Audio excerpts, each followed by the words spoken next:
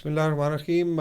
میں وقار کوروی اور T F T perspective کی اردو ٹرانسمیشن کے ساتھ حاضر ہوں. آج کا جو وی لاگ ہے وہ بھارت میں اقلیتوں کے ساتھ ہونے والے مظالم کے بارے میں ہے. کس طریقے سے آر ایس ایس کا ایجنڈا جو ہے وہ آگے چل رہا ہے اور جو پرانی پریڈکشن تھی کہ بھارت ایک سیکولر جمہوریت رہے گا وہ کس طریقے سے غلط ثابت ہوئیں. پاکستان میں بہت زیادہ نام لیا جاتا ہے مولانا ابوالکلام آزاد کا کہ انہوں نے پروڈکٹ کیا تھا کہ خدا نخواستہ پاکستان جو ہے وہ بریک اپ کرے گا اور ایز اے کنٹری نہیں رہ سکے گا. لیکن آزاد صاحب یہ بھول گئے کہ بھارت میں رہنے والے جو مسلمانوں کے ساتھ کیا ہوگا. اور آج آئی تھنک قائد اعظم محمد علی جناح کی یہ بات درست ثابت ہو رہی ہے کہ بھارت میں رہنے والے مسلمان قسمیں کھاتے رہیں گے بھارت سے لوائلٹی کا اور وفاداری کا، لیکن ان کی کوئی بات نہیں سنے گا. پچھلے دنوں ایک بھارت کے ریٹائرڈ بیوروکریٹ ہیں اور آج کل وہ کافی لکھتے ہیں، ایک جرنلزم بھی کرتے ہیں اور ایکٹیوسٹ بھی ہیں، مسٹر اوے شکلا.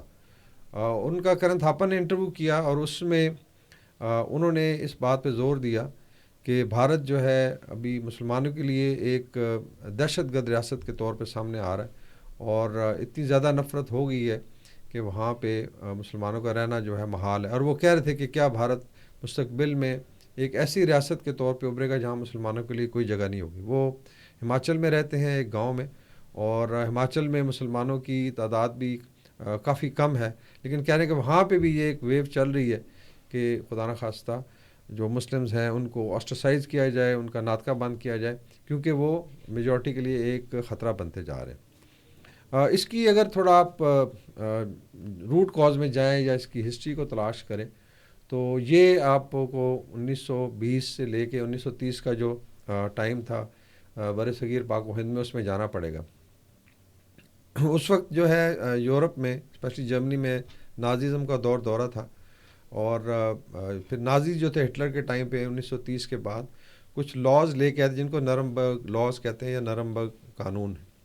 اور اس میں جو یہودی کمیونٹی تھی یا جیوز تھے ان کو آسٹراسائز کرنے کے لیے مختلف قسم کے آپ کہہ لیں سوشل ایکشن پروگرام ایک چلا. اس کے علاوہ لاز میں تبدیلی لائی گئی اور اس میں بہت زیادہ جوز کو ان کے اگینسٹ ایک ایسا پروپیگنڈا کیا کہ بعد میں جب ان کی ہولوکاسٹ شروع ہوئی تو پھر پوری دنیا جو وہ تالیاں بجاتی رہی، اسپیشلی جرمنی میں. اس میں ایک تو یہ تھا کہ جو یہودی خواتین ہیں یا لیٹ سے جرمن خواتین ہیں ان کو ڈسکریج کیا گیا کہ یہودیوں کے ساتھ شادی نہ کریں. پھر جو یہودیوں کے بزنس تھے ان کو ٹارگٹ کیا، ان کے دکانوں کے باہر باقاعدہ نوٹس لگا دیا جاتا تھا کہ یہاں سے کوئی بھی جو ہے جرمن وہ شاپنگ نہ کرے. اور پھر ان کو ڈیمونائز کیا گیا کہ یہ ایک ایسی کمیونٹی ہے جو سازشیں کرتی ہیں، گھس بیٹھی ہیں. اور اسی طریقے سے پھر ان کی جو نسل ہے اس کو بھی بہت زیادہ ڈیمونائز کیا گیا. اگر آپ بھارت میں اس وقت دیکھیں تو آر ایس ایس بالکل جو نازی ایجنڈا کی آپ کہنے ٹول کٹ اس کو فالو کر رہی ہے.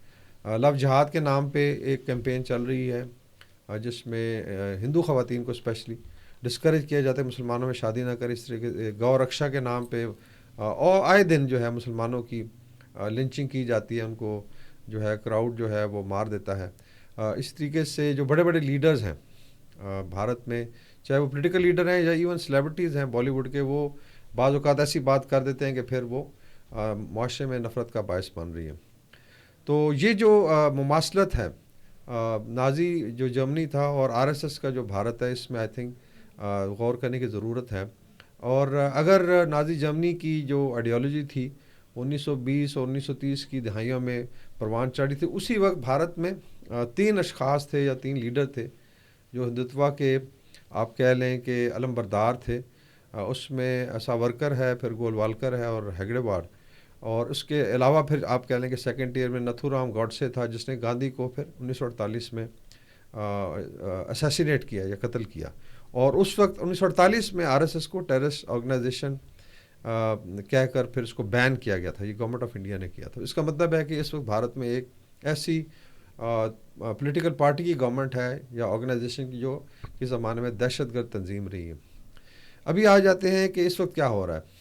جو چیزیں ابھی شکلا نے ہائی لائٹ کی ہیں، ایک تو وہ ہے کہ اوور آل جو لیڈرشپ ہے بھارت میں وہ خود ایک بیانیہ بناتی ہے مسلمانوں کا. ابھی الیکشن ہوئے ہیں مہاراشٹر میں یا جھارکھنڈ میں، وہاں بھی ایسی آپ کہہ لیں ویڈیو کی کیمپین چلائے گی مسلمانوں کے اگینسٹ، جس میں اس میں نفرت جو ہے بڑی کلیئرلی نظر آتی ہے۔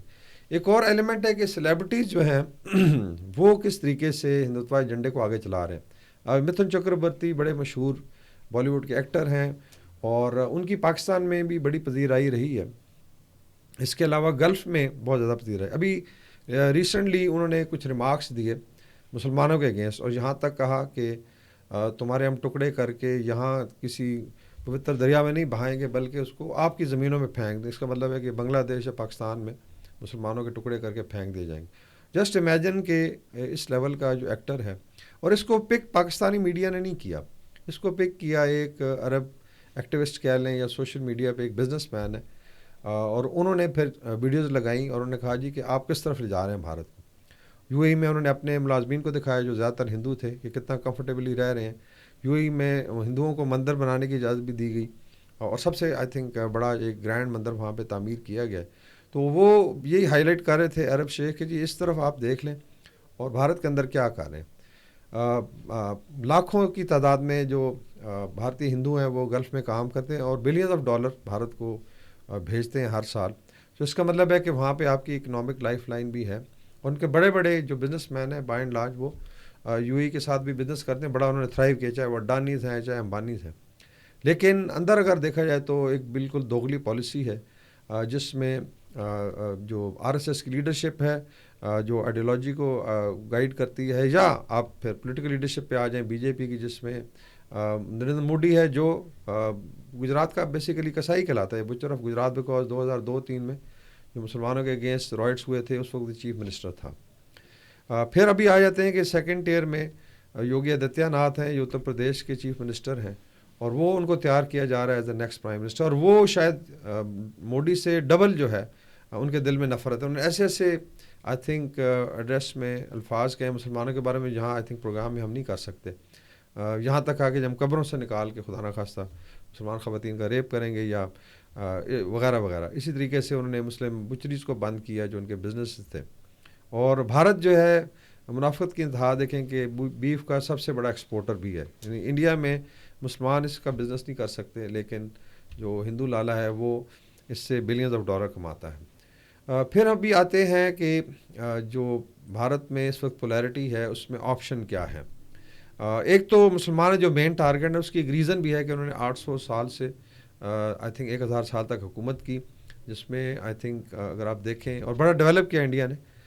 بھارت جو ہے اس وقت دنیا کی سب سے امیر ترین آپ کہہ لیں سلطنتوں میں آتا تھا، اور اس کا انکشاف جو ششی تھرور نے بھی کیا، جو ان کی بک ہے انگلوریس راج، جس میں انہوں نے کہا کہ اورنگزیب عالمگیر کے ٹائم کے بعد بھی جب ڈکلائن کر رہا تھا مغل امپائر، تو یہ گلوبل جی ڈی پی کا 26% تھا۔ دیٹس وائی گورے ادھر آئے، یہاں پھر انہوں نے آ کے لوٹ مار کی۔ تو ایک تو یہ انفیریورٹی کمپلیکس ہے۔ دوسرا جو ہے اس میں مسلمانوں کے جتنے بھی نشانات ہیں، چاہے وہ مسجدیں ہیں، چاہے وہ پیلسز ہیں، درگاہیں ہیں، ان کو بھی ٹارگٹ کیا جا رہا ہے۔ اگر آپ دیکھیں بابری مسجد کے بعد بھارت کی سپریم کورٹ نے ایک رستہ کھول دیا، اور ابھی اتر پردیش میں ایک مسجد کو جب لیٹس سے اس کی سروے ہو رہا تھا، اور اس کے اندر مینلی جو آرکیولوجیکل ڈپارٹمنٹ ہے جو آر ایس ایس کنٹرول کرتی ہے، وہ بھی ثابت کرنے کی کوشش کریں گے اس کے نیچے جو ہے کوئی مندر تھا یا کوئی شیو لنگ تھا، تو اس کے بعد وہ کلیم کریں گے جس طرح بابری مسجد کے ساتھ ہوا اسی طریقے سے۔ تو یہ جو ہے اس کے دوران بہت زیادہ آئی تھنک مسلمانوں پہ ظلم کیا، زیادہ مسلمان ہی اریسٹڈ ہیں، اور اس میں جو شہادتیں ہیں وہ بھی مسلمانوں کی ہوئی۔ اسی طریقے سے کاشی جو ہے متھورا، وہاں پہ مسجدیں جن کا ابھی ایشو، ایون جو تاج محل ہے اس پہ بھی ایشو بنایا جا رہا ہے کہ اس کے نیچے کوئی تیجو محل کے نام سے کوئی پیلس تھا یا مندر تھا، اور صرف یہ ہے کہ چونکہ تاج محل سے بلینز آف ڈالر ان کو انکم آتی ہے تو اس کو شاید ٹچ نہیں کریں گے۔ لیکن مینلی اس وقت بھارت میں جو حالات ہیں اس میں مائنورٹیز کے لیے جینا بڑا دشوار ہو گیا۔ ابھی آ جاتے ہیں کہ آپشنز کیا ہیں۔ نمبر 1 یہ ہے کہ مائنورٹیز خود اکٹھی ہوں، مسلمانوں کی اور دلت کی الائنس ایک بن سکتی ہے، سکس ہیں جو ایکٹیوسٹ ہیں، اور اگر دیکھا جائے تو مسلمانوں کی تعداد جو بھارت کلیم کرتا ہے شاید 20 کروڑ کے پاس ہے، کچھ فگرز بتائے جاتے ہیں کہ وہ 25 سے 30 کروڑ جو مسلمز ہیں وہاں پہ، اس سے دلت جو ہیں وہ تقریباً جو ہے وہ 20 کروڑ ہیں۔ تو اگر یہ دونوں قومیتیں مل کے اپنے رائٹس کے لیے لڑتی ہیں تو یہ تقریباً 40 سے 50 کروڑ تک کی آبادی بن جائے، جو آئی تھنک دیکھا جائے تو تیسرے نمبر پہ دنیا میں اگر کوئی ملک ہو تو اس سے بھی زیادہ آبادی ہے۔ دوسرا جو ہے اپنے رائٹس کے لیے ان کو ایکٹیویٹ ہونا پڑے گا، کیونکہ مسلمز کا یہ رہا ہے کہ لیڈرشپ چونکہ کانگریس کے ٹائم پہ آپ کہہ لیں کمپرومائز تھی، یا ان کو ایک گلٹ تھا جی کہ مسلمان علیحدہ ہو گئے تھے، تو وہ ساری عمر جو ہے کانگریس کے کہنے پہ سیکولر بھارت کا خواب ہی دیکھتے رہے، جو ان کو نصیب نہیں ہوا۔ لیکن آئی تھنک ابھی جو تیسری جنریشن ہے اس میں اتنی اویئرنیس ہے، سوشل میڈیا پہ ہم دیکھتے ہیں کہ وہ آواز اٹھا رہے ہیں۔ اسی طریقے سے باقی آدیواسیز ہیں نارتھ ایسٹ میں، تقریباً آپ کہہ لیں بھارت سے آزادی کے لیے ایک لڑائی ہو رہی ہے، منی پور ہو، ناگالینڈ ہو، میزورام ہو، اور یہ لوگ بھی ڈیفینیٹلی ہندو نہیں ہیں، مینلی ٹرائبس ہیں، اسی طریقے سے کرسچنز ہیں۔ تو یہ ساری مائنورٹیز اور جو اپریس کمیونٹی ہے لائک شودرا بھی جوائن کرتے ہیں، تو یہ تقریباً بھارت کا 77% بن جاتا ہے۔ تو اس کا مطلب ہے کہ یہ جو 23% اپر کاسٹ ہندو ہے، جس میں براہمن، کھشتریہ اور ویش ہیں، ان کا مقابلہ کیا جا سکتا ہے۔ اس کے اندر 3-4 ریلیف زونز کی بات پہلے بھی ہوتی رہی ہے۔ ساؤتھ انڈیا میں جائیں وہ بڑے ڈفرینٹ لوگ ہیں وہاں پہ، لائک کیرلا میں مسلمان آلموسٹ میجورٹی میں ہیں، لکشدویپ آئیلینڈز ہیں، یا اوپر آپ آ جائیں کرناٹک، اس میں بھی اچھی خاصی تعداد ہے۔ پھر ویسٹ بنگال ہے، مغربی بنگال ہے، آندھرا پردیش یا تلنگانہ کا علاقہ، اس طرح ویسٹرن اتر پردیش ہے، دلی ہے، اور ایون آکوپائڈ کشمیر کو جو ہم تو نہیں مانتے، لیکن اگر ایز اے زون دیکھا جائے تو وہاں پہ بھی مسلم میجورٹی ہے۔ تو آل ٹولڈ یہ جو 3-4 جگہیں ہیں جہاں پہ جو اپریس کمیونٹیز ہیں وہ اپنی پاور کو کنسالیڈیٹ کر سکتی ہیں، ان کو سوچنا چاہیے کہ کس طریقے سے براہمن راج سے چھٹکارا پایا جائے۔ آج کے لیے اتنا ہی۔ اپنا خیال رکھیے گا، اور ہماری ویڈیو کو لائک بھی کیجیے گا، اس پہ کامنٹ ضرور دیجیے گا۔ اللہ حافظ۔